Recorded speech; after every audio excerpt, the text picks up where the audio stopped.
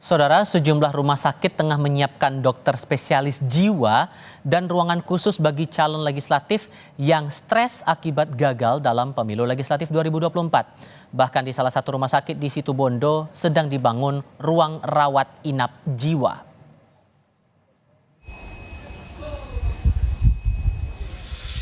Rumah Sakit Umum Daerah Abdur Rahim di Situbondo, Jawa Timur saat ini sedang membangun ruang rawat inap jiwa. Ruangan ini didesain untuk pasien dengan gangguan mental psikologis seperti calon legislatif yang stres akibat gagal di pemilihan legislatif tahun 2024. Bangunan ini akan rampung pada akhir tahun. Kami hanya melayani rawat inap yang akut saja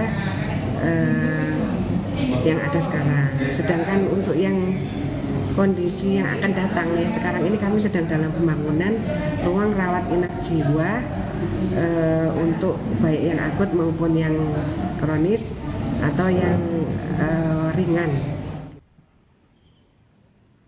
Di Kabupaten Bandung, Rumah Sakit Umum Daerah Oto Iskandar di Nata Soreang juga telah menyiapkan dokter spesialis jiwa dan ruangan khusus bagi calon legislatif yang stres usai mengikuti kontestasi pemilu 2024. Kita sebenarnya sudah punya dokter spesialis penyakit jiwa, Dr. Marsudi. Nanti untuk kegiatan pasien-pasien yang kasus ringan itu bisa dilakukan dengan rawat jalan. Ruang yang tadinya kita rencanakan untuk VIP itu ada 10 ruangan, Pak. Kita bisa siapkan untuk kegiatan pasien untuk persiapan pemilu. Layanan yang diberikan rumah sakit nantinya ditujukan bagi pasien dengan gejala gangguan kejiwaan seperti gelisah, gemetar, susah tidur, hingga cemas. Tim Liputan Kompas TV. Sejumlah rumah sakit menyiapkan dokter spesialis jiwa dan ruangan khusus bagi calon legislatif yang stres usai pemilu 2024. Salah satu rumah sakit yang menyiapkan perawatan itu berada di Situbondo, Jawa Timur. Kita akan berbincang dengan Direktur RSUD Abdur Rahim Situbondo, Dr. Rukmi Prabarini. Bu Rukmi, selamat sore, apa kabar Bu? Selamat sore. Terima kasih sebelumnya sudah bergabung bersama kami. Saya mau tahu dulu Bu, apa alasan yang membuat akhirnya pihak rumah sakit membuat layanan khusus caleg ini, terutama untuk aspek jiwanya begitu? Mohon maaf, sebetulnya layanan jiwa di Rumah Sakit Abdur Rahim bukan disediakan khusus untuk caleg, akan tetapi untuk seluruh pasien-pasien yang membutuhkan pertolongan pengobatan untuk gangguan jiwa yang sedang dialami, baik rawat jalan maupun rawat inap. Jadi untuk prosedur layanan ataupun juga treatmentnya nanti kepada pasien bakal tetap sama seperti layanan umum gitu Bu? Sama saja, tergantung dari gangguan jiwa yang dialami. Oke, boleh dijelaskan dulu Bu, untuk fasilitas yang disiapkan ruangannya ada berapa banyak yang dibangun sebagai ruang rawat inap jiwa dan bentuk treatmentnya akan seperti apa nanti? Di Rumah Sakit Dr. Abdur Rahim ada poli jiwa yang ditangani oleh psikiater, kemudian juga ada psikolog yang setiap hari, sedangkan psikiaternya hanya 2 kali seminggu. Sedangkan untuk rawat inap yang akut sekarang ini sudah ada.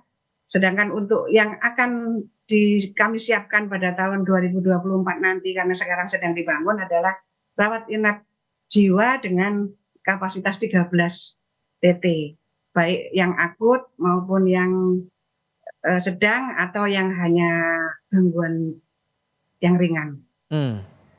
Oke, tapi kalau kita merujuk lagi pada momen pemilu sebelumnya, pemilu 2019, kasus yang kerap ditemui seperti apa tuh Bu? Sebetulnya kalau menyangkut momen ini sih menurut saya bahwa stres itu kan adalah rentang antara kenyataan dan harapan yang terlalu jauh. Jadi sebaiknya kita tuh kan mendekatkan antara kenyataan dengan harapan itu. Jadi misalnya seseorang itu berkeinginan terhadap sesuatu, maka itu tidak boleh terlalu berlebihan sehingga antara kenyataan dengan harapannya terlalu jauh. Kalau dekat, jadi baik kenyataannya yang dinaikkan atau harapan atau targetnya yang diturunkan, ini akan menghindari terhadap kejadian stres ini dalam kondisi apapun. Oke.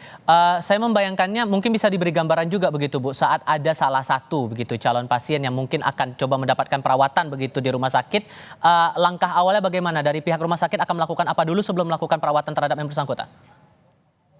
Setiap pasien yang datang selalu kita akan melakukan anamnesa terlebih dahulu terhadap pasiennya, baik pasien itu sendiri ataupun anamnesa terhadap keluarganya.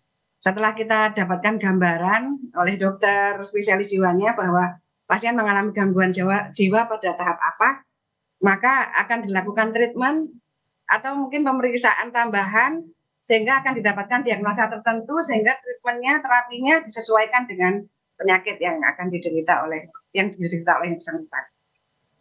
Oke. Dan biasanya akan memakan waktu perawatan bisa berapa lama kalau dirawat inap di sana? Makin cepat didiagnosa suatu gangguan jiwa, insya Allah akan makin cepat disembuhkan dibanding dengan yang sudah kronis. Oke. Adakah antisipasi khusus begitu Bu dari pihak rumah sakit untuk menangani nanti apabila kemudian ada jumlah caleg yang mungkin butuh penanganan secara kejiwaan di sana yang jumlahnya membludak begitu? Kami siap ya, maksudnya untuk menangani hal tersebut siap, tapi doa kami semoga tidak ada. Semoga semua calegnya siap untuk baik menang maupun kalah. Oke. Mungkin bisa ditegaskan lagi Bu, gejala-gejala awal yang biasanya ditemui kalau kemudian akan mendapatkan penanganan begitu di poli jiwa ini, biasanya dalam bentuk bagaimana sih Bu kondisinya? Bisa awalnya hanya kecemasan saja, kecemasan terhadap sesuatu yang tidak jelas kadang-kadang. Atau bisa juga kalau memang sudah agak berat, dia bisa berhalusinasi, mendengar sesuatu, melihat sesuatu, atau misalnya bahkan dia sudah tidak enak makan, tidak mau mandi, tidak bisa merawat diri, atau meracau dan sebagainya. Itu kalau sudah skizofrenia. Kalau sudah gangguan jiwa yang psikosa gitu. Oke. Harapannya kalaupun kemudian ada kasus, pihak rumah sakit menyatakan sudah siap untuk menangani para pasien tersebut ya. Terima kasih Dr. Rukmi Prabaridi sudah berbagi informasi kepada kami di Kompas TV kali ini. Sehat selalu dokter, selamat sore.